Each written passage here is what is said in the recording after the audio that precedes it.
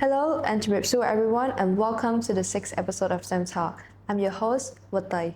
In this episode, we aim to highlight the journey of a Cambodian professional who is currently working in the aerospace industry in the United States. She's currently working in Blue Origin, specializing in technical project management. Her journey spans across multiple countries, from Cambodia to South Korea, working in construction management, and eventually to the United States, where she transitioned into aerospace industry, which is one of the most competitive and prestigious industry in the world. In today's conversation, we will discuss her career journey transitioning between industry and countries, and also how is it really like for a Cambodian professional to be working in such a prestigious industry. Today's episode will also be a little bit different as she is currently residing in the United States, so she wouldn't be able to join us physically in our podcast studio today, so it will be conducted virtually. So if this is interesting to you, stay with us and let's get started. So hello, Solyda. Thank you so much for joining us today. It's really great having you here with us at STEM Talk. So to start off our conversation today, could you introduce yourself a bit to our listener, who you are and what are you currently doing? Hi, my name is Solyda. I am a Cambodian, who is currently working in the United States, and I am working as a technical project manager for a, an aerospace company called Blue Origin. It's a company that focuses on space launch vehicle, and we are one of the few company in the United States that successfully launched the rocket booster. So your journey has taken you across multiple different countries from Cambodia to South Korea and then eventually to the United States. So I'd love to start from the very beginning here in Cambodia. So how was it like for you growing up here in Cambodia and what was your relationship with science, technology and engineering as a kid? Going back to when I was a kid, I attend public school for my K-12 educations, and I think my biggest involvement and my door opening experience was during the physics outstanding exam. That's when I'm not sure if we still have it in Cambodia, but during my generation, we have the outstanding exam, and I attended the physics one. Um, I attended the first round, which is the school selection, then go to capital city, and then go to like the nationwide selection exams. That was a really great experience, and it was my door opening chance to engineering and STEM. And since then, my like STEM things like physics, math, chemistry, biology, they've always been a part of my life, either in education or like in work or in a daily life. So then after that, at what point did you decided that you wanted to pursue your master degree in another country? While I was working in Korea, I get to identify what skill I want to go into, and I want to grow into a project management, structure management. That's when I decided to look for master's degree scholarship. I didn't really focus on just the United States. I applied a lot. Actually, I focused on a program that allowed me to study in English because I have had my time studying in Korean language, which is my third language, and it was easy. So I just tried to apply to a lot of them, but I ended up got selected to one of the scholarship that allowed me to go to the US. And that's kind of the starting point of my journey, even though I just dropped the scholarship after receiving another round.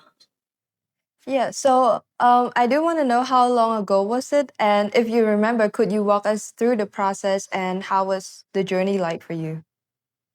I think the scholarship was in 2022. That's the year that I'm supposed to be going and start my academic year.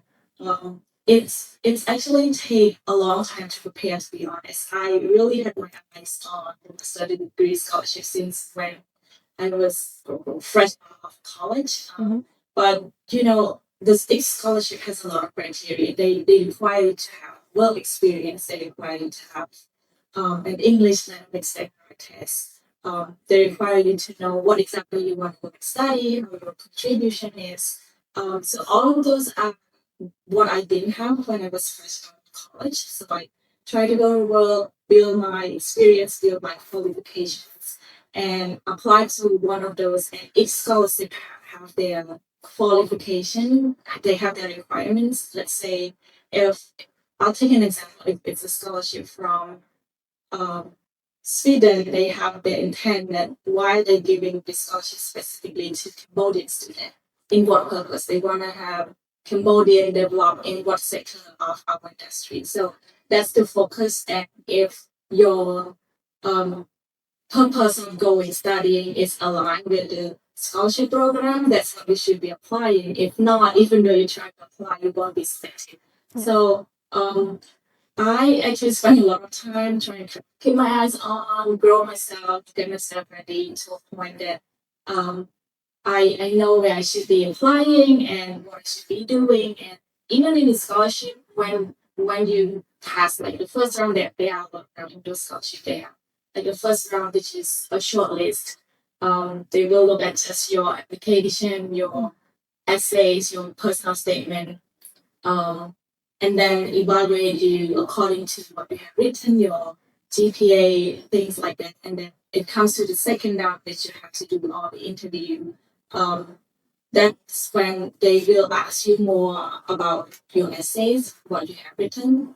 You have to explain them why you write on this, what is your intent, go into more details. And when you have enough experience from the industry, you'll be able to explain those answers that you have become kind of realistic and very specific. And then it's kind of scholarship to scholarship, but the scholarship to the US that I applied to, even though I passed the final round, I still have to figure out like another round, which is like with the school and with the funding and stuff. It's fun. It takes me close to a year after they told me I got selected to really be able to say, okay, this is a good time for you to go and apply for a visa to go and study in the US. Oh. So yeah, Um, it's a long. yeah. So I'm also curious. Like I've read your Medium post about your experience applying to a master program, and in that you really mentioning that having your own personal statement relate to your experience and what you really want to do. So how was that process for you in finding your own personal statement? To be honest, when I was fresh out of college and I really want to go and study a master degree, I didn't have enough experience. So whatever I wrote in there was very vague because I did not have experience in the industry. I didn't know what it's like working there, what's the actual problem is until I allow myself a few years to just get involved, kind of get my hand dirty and understand. So this is the problem, and this is how I should be dealing with it, and why. Kind of explain why do I think that solving this problem will make improvement. And especially it has to be tying to Cambodia. Why do you think that Cambodia need this? And why do you think you should be the one that should be selected, and why do I think that I should be the one that should be solving this problem?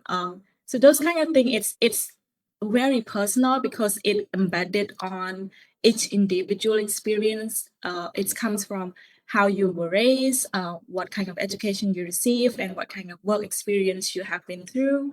So all of those, it have to be embedded to yourself. That's why it's called personal statement. So even though you read someone else's personal statement and trying to replicate it's not gonna. They will be able to tell. So it has to be from you, your experience. Thank you. But with all that preparation, instead of continuing with your master plan, you received an opportunity to work in the aerospace industry in the United States instead. So how did that opportunity came up?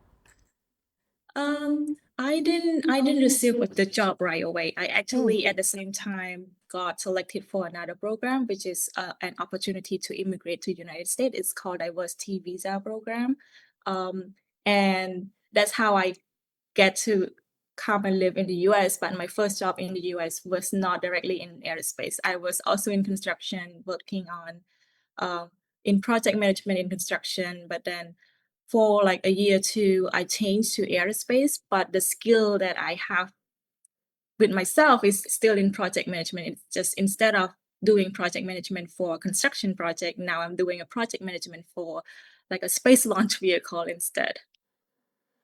Or what skill in construction project that ended up being really useful? And actually, how much of the job did you have to learn from scratch? Um, the I would say project management skill is important. I'm not sure how the educate construction education in Institute of Technology is because I didn't finish it there. But during my education in Korea, I had a course that teach me about construction project management. And basically it covers not just construction, it covers time management, budget management. So that's the main knowledge that I think very useful. And then on top of that, the other kind of foundation knowledge, things like understanding structural engineering, understanding mechanical system, understanding electrical system inside the buildings and inside the construction plan, and being able to identify project life cycle, being able to use AutoCAD, those kind of things are very useful for me when I transition from construction into aerospace. For the things that I have to learn from scratch, it's also actually a lot because um, aerospace is like specifically for space launch vehicle, the plan is always changing. It's huge. It's very fast paced.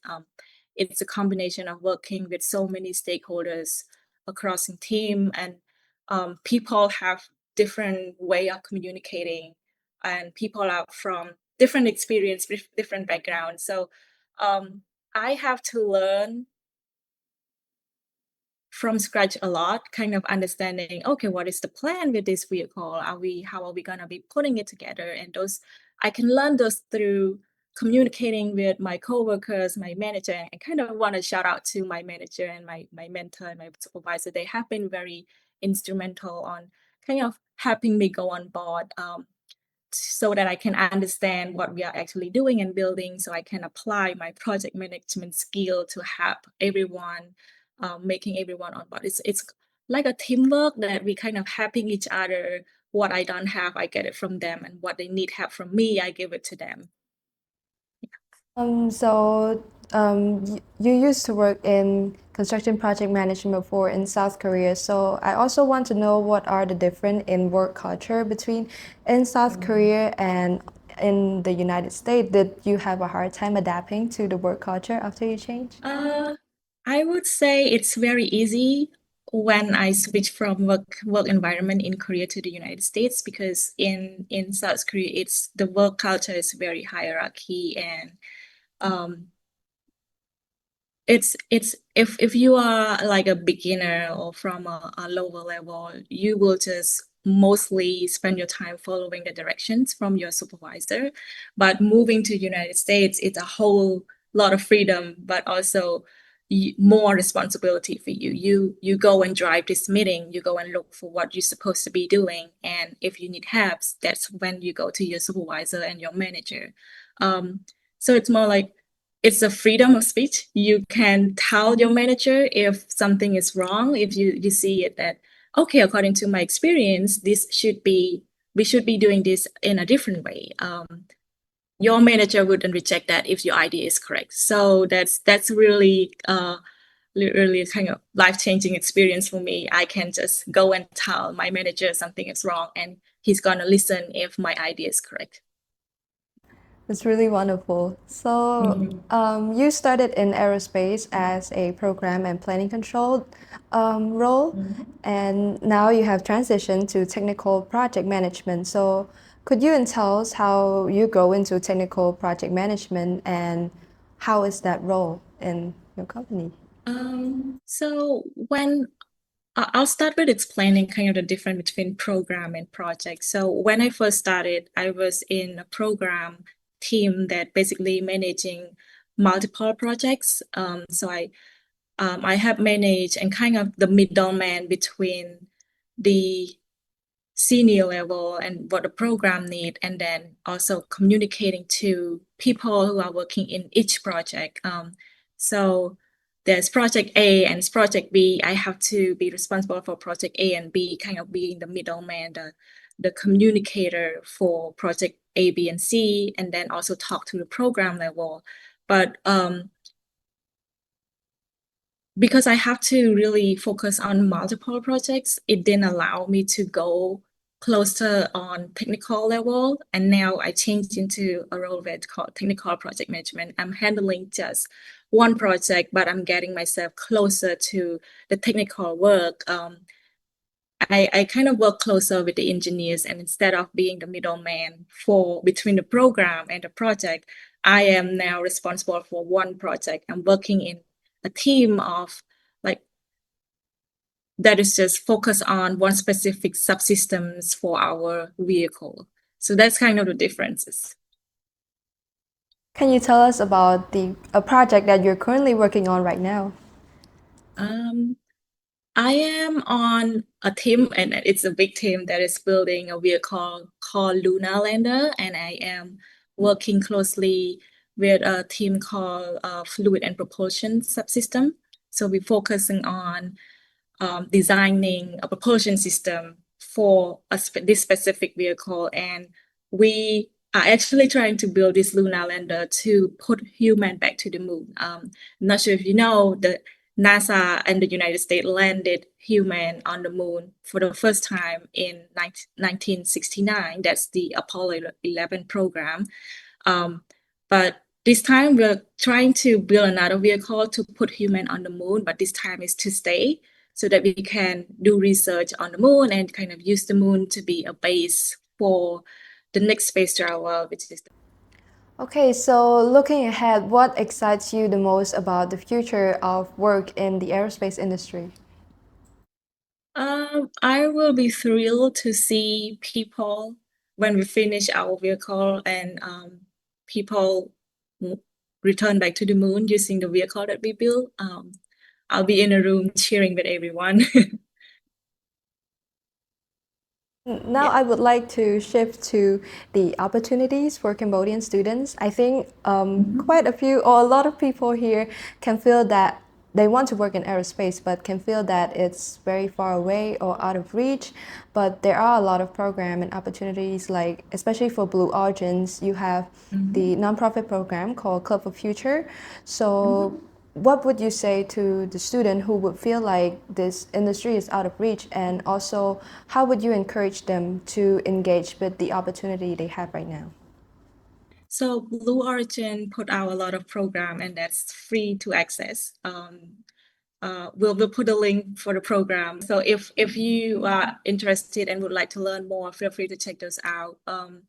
If you are, I would say it's not too far out of reach. If you are in STEM or engineering, you are very close. If you are in like mechanical engineering, electrical engineering, even in software engineering, or in robotic, or in construction, or that understand structural designs, you are very close, because those are the skill that is very much in demand in this aerospace industry.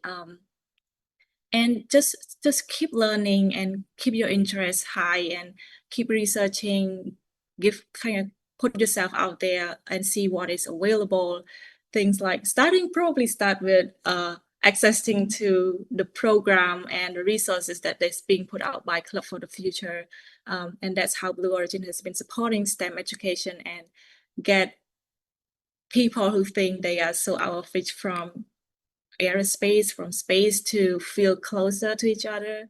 So just be curious, ask good question, keep learning, keep researching. And I believe that the knowledge that you keep researching and learning, it will accumulate and it will become very useful at one point. And that's how it works for me also. I have never been imagine one day in my life will be able to just being a part of building a space launch vehicle going to the moon.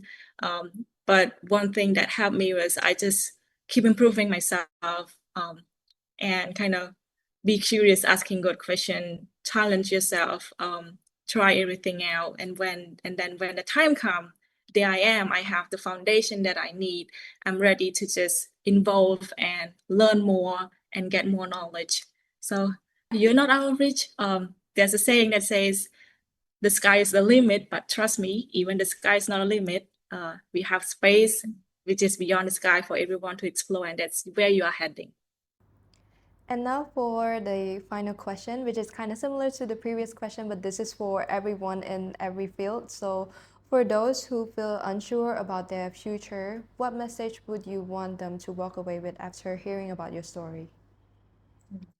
I hope they feel inspired because when I was young, I was like in high school, in college, especially fresh out of college, I was um, kind of lost. Where should I be going? Where should I be pursuing? But um, I always put myself out there, get involved, learn more, open up, do more research. And so if you just feel stuck, that's actually a good starting point. You are actually at the edge of starting a new journey. Um, so just keep going, be curious, just put yourself out there. And if you need help, ask for help. I believe there are a lot of people out there who are very kind. If you reach out and ask for help, they will be glad to be a mentor and have you in your next journey, in your experience, and in your education. So um, always challenge yourself. Don't be scared if you just be fearless and just even though you have to just put a cold message or cold email to someone to get the help, just do it. So you will never know where you're going to be end up. So if you keep improving yourself, increase your skill, increase your knowledge, I'm sure you'll be ending up somewhere great. Thank you so much. And that is the end for today. It was a really nice discussion, and I hope that our listeners are really inspired by your story and keep going with what they want to pursue. So that is the end of our podcast today. So thank you so much. Bye bye. Thanks.